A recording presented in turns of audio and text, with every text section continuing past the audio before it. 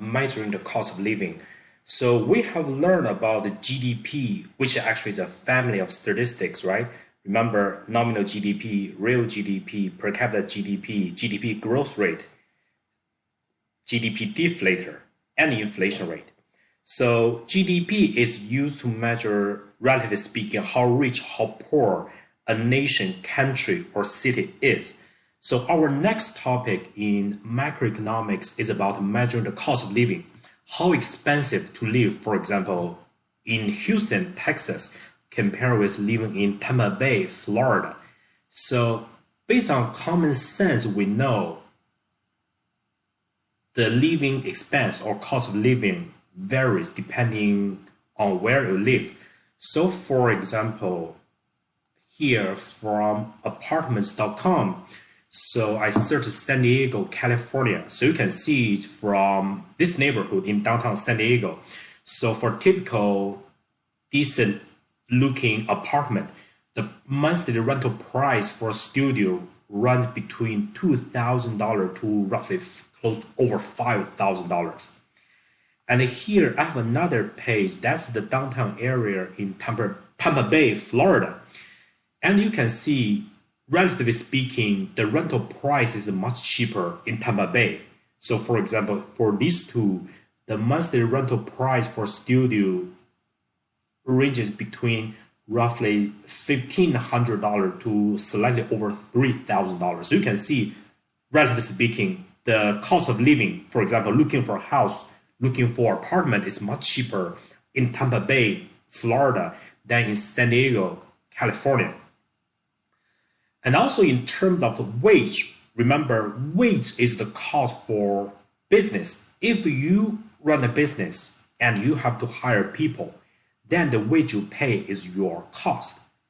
So if you remember this website called Glassdoor, so if you work as a registered nurse in San Diego, California, so the average annual salary is about $83,000 per year, which is 26% above the national average. And here, since I didn't register an account for Glassdoor, so something annoying here.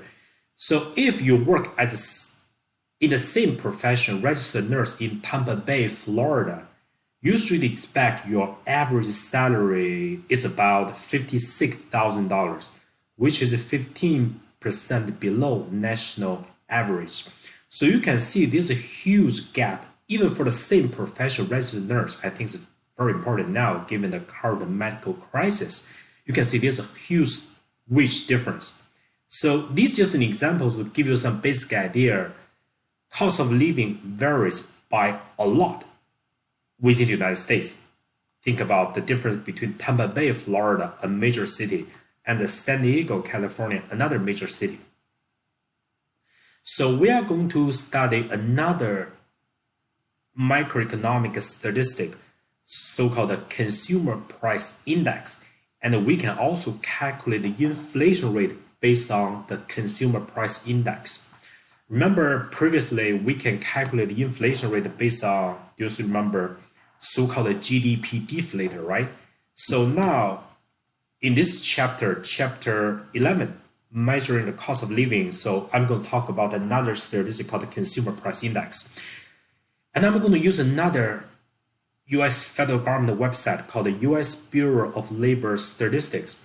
How to get to this website? You can simply go to Google. I assume everybody knows how to Google, right? So you can simply type the acronym BLS and the first thing pops up, U.S. Bureau of Labor Statistics. Okay, so this is the homepage. You can see this so-called consumer price index, right? So far, you don't know anything about consumer price index.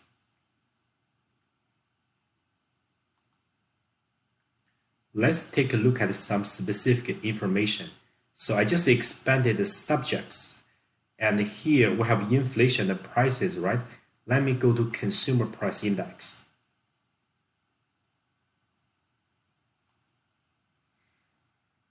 Consumer price index basically measures how expensive to live in a major urban area in the United States. So again, how to calculate this number. So it's by a survey. So basically the US government, Bureau of Labor Statistics, right, conducts a survey every month in major urban areas. So for example, Dallas, New York, Los Angeles. And they ask a basic question like, so for example, if you are a typical American consumer, what do you buy every month to make ends meet or to maintain a decent standard of living or quality of life? So for example, you need to buy food, right? And you have to be more specific. So for example, I need to buy bread, I need to buy milk, and also I pay for gas, and I pay for housing, I pay for education, I pay for service. For example, I get a haircut every month, and maybe some other stuff, pay for education, tuition expense. So some people pay for entertainment. I spend, so for example, roughly $20 or $50 per month on professional game, maybe NBA, a cheap ticket price. I buy it from ESPN or some other website. So consumer price index, we can get some idea here. Let's take a look at the CPI data.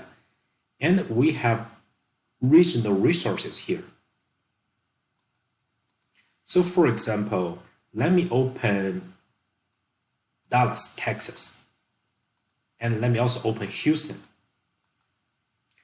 Here, you can see this is basically a bunch of boring numbers, right? So we have year from 2010 to 2020. And then we have monthly number, January, February. We have like annual, the whole year, half one, half two, the first half in that particular year, the second half in that particular year. So if you just look at this number by itself, it does not make any sense. So for example, in January 2020, the consumer price index for Dallas, Texas is about 238, right? This is just a boring number. It itself does not make any sense. It's only going to make sense once we compare this number with another city. So remember this number in January 2020 for Dallas, Texas, right? 238. Now let's take a look at Houston, February 2020, 230. Which number is bigger? This Dallas number is bigger, right? So that means on average, it costs you more money to maintain a decent quality of life, a standard of living in Dallas, Texas than Houston, Texas. Or to make it short, it costs you more money to live in Dallas than in Houston, Texas.